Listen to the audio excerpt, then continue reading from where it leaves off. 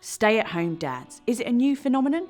In fact, is it a phenomenon at all? Apparently, only 1 in 100 modern dads stay at home with the kids. It's the expected that the mum does it, so it's the opposite to the norm when the man does it. So we do get compliments that we don't deserve. Yeah, absolutely. Which I take. When I go out, when I go to the park or those classes, you know, the evidence is there. It's to see a dad is quite a rare thing, you know. Let's have a chat with these chaps and find out what it's like. All right, so let's start with you, Sam, to kick us off. So why did you decide to be a stay-at-home dad? Or was it a decision? Was it an economic necessity? How did it work for you? It was a little bit of both, because obviously I do stand-up comedy, which tends to happen in the evening, so it meant that we had a little bit of time to play around with during the day, or I did. And I thought, you know, I'm sick of sitting on my own, watching the telly, you know, recharging the batteries. What I need is 2 toddlers. We weren't born as toddlers, that would be a different story, wouldn't it? You're a masochist, please. Oh, yeah. But it just made sense to use that time to look after my kids. And it was something that I wanted to do as well, because I felt like I didn't want to miss out on some of the big moments. Right. I feel like we were in a very lucky situation in that was something that we could choose to trial out at first and then ultimately commit to. And was your partner open to it from the get-go? Yeah, well, she took a lot of maternity leave at the beginning as well, so we had a lot of time together, and I'll be honest, I'm not sure I could have... I don't know how I would have coped if it would have just been, right, bang, there's the baby, see ya, I'm off, bang, I'm just straight in at the coal face. I think it was nice to have that. I think it was about 10 months of just bedding in together, really. Right. So it was quite a lot of time, because obviously I was still working, but in the evening. What about you, Robin? What made you think, staying at home, that's something I'm going to do? We looked into the shared parental leave thing, and just my HR department didn't have a clue what it was. And so that didn't fill me with confidence about doing it. And then we looked at the finances, and in between the 2 kids, my wife, in her infinite wisdom, decided to start her own business, like you do. Yeah. I've never been that career-driven. You know, I trained as an actor and then kind of went into music. So I'm kind of happy pottering around on my own. So it kind of seemed like a decent fit.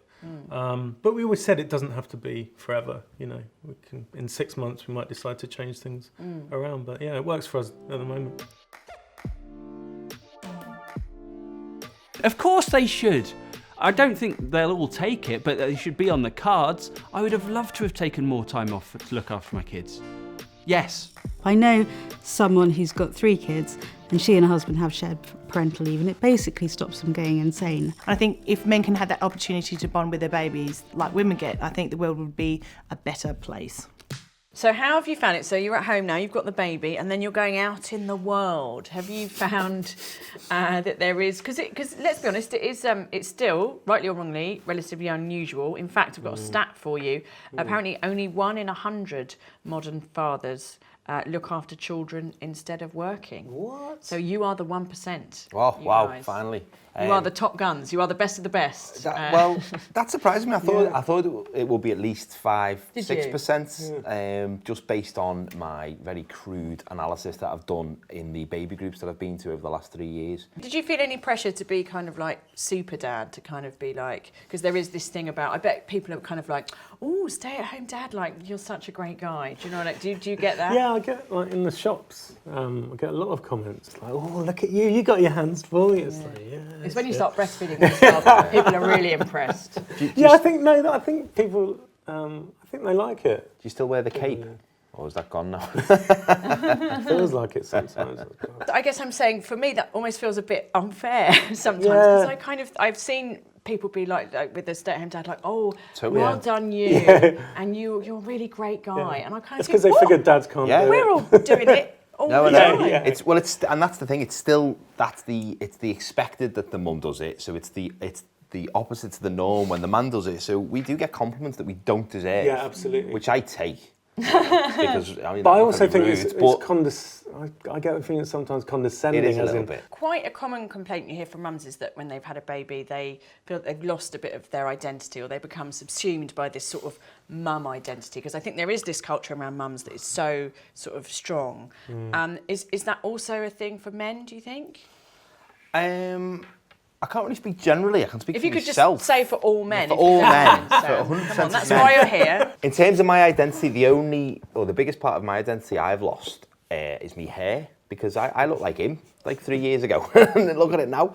And I think I've just grabbed onto every part of myself as much as possible, even though I've felt part of it being ripped away and stripped away. And I think the social aspect is the big thing that goes. But that's for any parent. I just think you can't really get as many opportunities to go out. And when you do get an opportunity, you don't want to. You'd rather just sit in your pyjamas and watch Corrie. Yeah, the social aspect's the one for me, but I can't speak for all men, like I say. Yeah, can you speak for all men, please, Robin? Absolutely not. No, I wouldn't want to.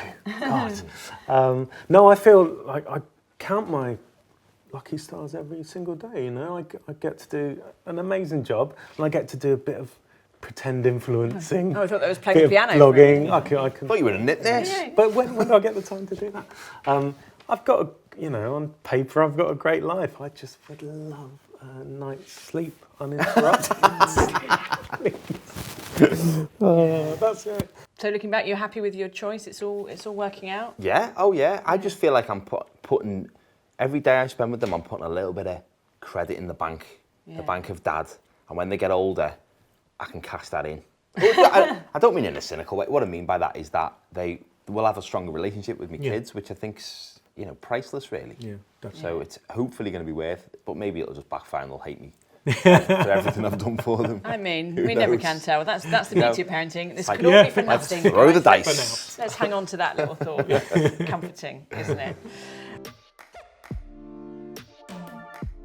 Loads of prejudices. People don't think... There's this weird masculinity thing. People don't think that you're a real man unless you're sort of working down a mine all the time with blood on your hands. When you turn up to a mother and baby toddler group, you're kind of people kind of give you a furtive glance and they don't really talk to you. Another one is that you never get dressed properly and you just sort of stay around in your pants all the time. That one's actually true. It's not something that I've felt. I've felt a lot of support from other dads and from other mums as well. And I think people, appreciate that you've made the choice to do that. So, traditionally it has been the norm for women to stay at home and men to go out to work, particularly sort of in previous generations. Do you think that it is significantly shifting now? Attitudes might be, but I don't think behaviourally it is. Well, your stat was, what, 1 in 100? According to the stats, 1 in 100 dads. Like you were saying, it was really surprising. Although, when I go out, when I go to the park or those classes, the evidence is there. It's to see a dad is quite a rare thing, What I do notice is we go swimming sometimes and we do it on a Saturday, and we take a twin each into the different dressing rooms, changing rooms. That's too showbiz, isn't it? Dressing rooms, changing rooms. And it's mainly dads because it's the weekend. Like you, I'm quite alarmed at those stats being so low, but it has evolved, dramatically. If you think when I was a kid, back in the late 1830s, there was no stay-at-home dads that I can think of. There was one in the class that I was in, and that was only because unfortunately the girl's mother had passed away. Very young, so but that was seen as a very unusual situation. Oh, she just lives with her dad, and it was almost like people were like, "Ooh, that sounds, exotic." Yeah, my dad was sort of a stay-at-home dad because he was an actor and a comedian, often not at work, consequently. And so he was at home with us a lot, and that was as a sort of toddler, that was normal. And then I went to school, and I was like, your dad puts like a tie on and like goes to a bank. That's weird, So, but hopefully it is changing.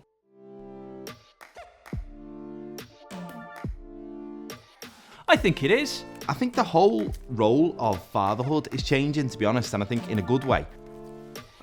It's still rare, I think.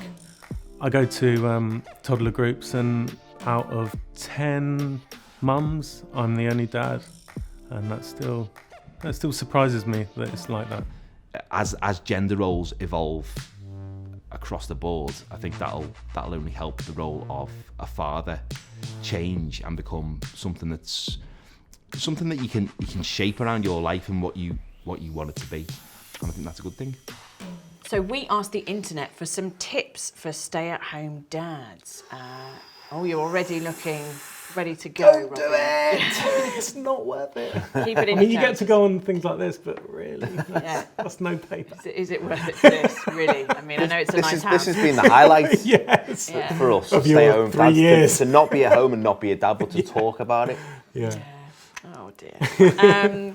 So tip number 1, find a dad group and get connected. I mean, that sounds a bit like a euphemism. I don't know if it necessarily needs to be a dad's group, but it needs to be a group of some description, ideally with a few dads in it. I think, but you can't do everything on your own. You can't. It's the isolation that I think makes every situation more difficult. And when you're with your kids on their own, they can do something that when your partner's there or someone else is there is the funniest thing you've ever seen. But when you're on your own with them, it's not funny in the slightest because it's just you that's got to deal with it and mop it up. So you need someone to bounce off. Yeah. Even if you're just doing it virtually, even if it's just a forum where you can post something that's on your mind or whatever. How much does it bother you that there is still kind of like it's still generally assumed that it is the mum? So I was looking at swimming nappies in the supermarket the other day, and there's a little tagline sort of saying, "Oh, mum's first choice for swimming nappies," and I thought, well, I'm actually buying these for my husband who takes the kids swimming every Sunday. I mean, they're also his first choice as it goes. I mean, does that bother you? Well, yeah, because it means that it just makes everything more difficult. Like all the soft plays that I take my kids to, there's always a baby change room, and then there's baby change facilities in the female toilets, but not in the gents. So I'm not. I'm not going to lie them across the urinal, but like sometimes, especially with the two of them. And if they're not in the mood to be changed, I've got to wait in a queue. Have you ever waited in a queue? Waiting in a queue with toddlers. It's not a queue. It's like a conga. It's like a dance. It's like free form art. There's no structure. So you need. I mean, it wouldn't take that much. It doesn't even have to be closed off. It just needs to be a shelf. In the gents. Yeah. Just to it's almost like acknowledging, going, hello, we realise dads are here on their own as well. Or have a toilet or whatever with a changing room and also sort of gender neutral, because there's this whole thing about, because you've got boys, is that right? And you've got girls. Yeah. So there's that issue that was in the news recently about what do you do when your child's a bit older and it's you on your own with them? Do you take them into the gents or the ladies? Yeah. What are you going to do, Robin? You've got to think about this. No idea. I really don't know. So here's another tip from the internet. Ironically, for stay-at-home dads, don't stay home. Yeah, I think the title "stay-at-home dad" and "stay-at-home mum" is a little bit misleading because it suggests that you are under house arrest, which can feel that way sometimes. In this weather, or if someone's ill, you are literally not leaving the house. But and my friend used to say, I'm a stay-at-home dad, I like to call it sad dad. Sad dad, yeah. Well, it does look, when you look at the SAHD, you just see sad, don't you? And it's like, oh, you know. But you've got to get out. You've got to get out of the house, haven't you? So this tip from the internet is stand up for yourself. Wow. Standing up for yourself sounds quite... No, but I know what the question means, though. I do know what that question means. What does it mean to you? It's kind of recognising that when you get that stuff, we made a decision. I'd stay at home. I wouldn't earn money. She'd go out to earn the money. And then when she's angry and stressed and uses it against me, that kind of, you do, you've got the easy job, blah blah blah.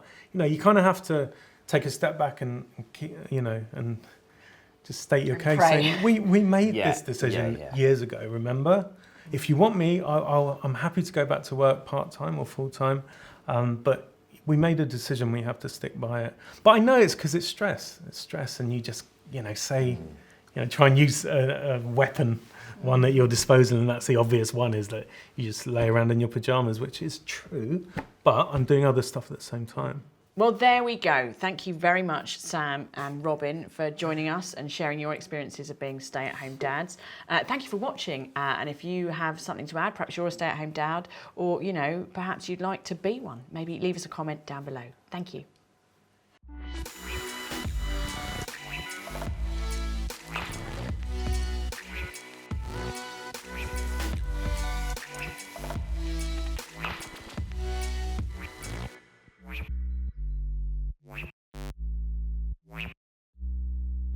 What?